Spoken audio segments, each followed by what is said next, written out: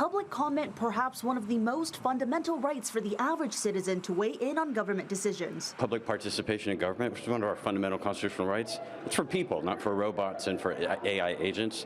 Multiple California laws like the Public Records Act and Brown Act ensure public access with some exceptions to government meetings, discussions, and records. Public comment process doesn't get hijacked by AI tools, so that we really focus on real people.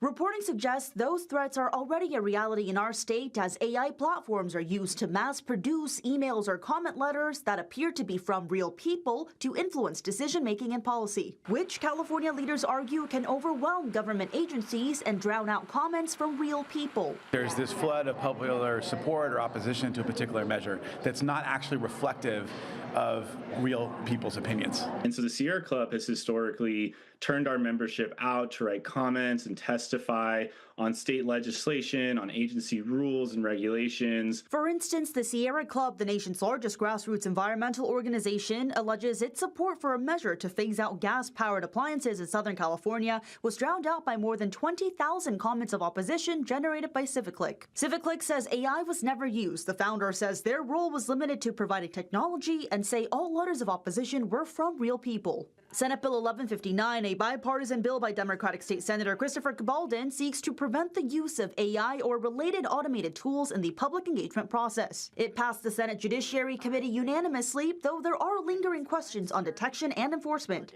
If I'd have read this bill back when I was on the Sacramento County Board of Supervisors, I would have wondered what you were smoking. But my point is that's how things have progressed. Yeah. I get what you're trying to do, and I support that.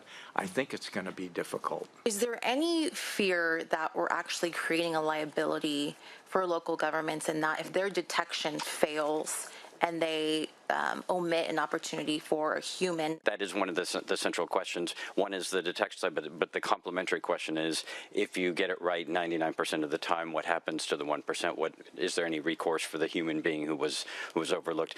Jenny Hutt, News 8.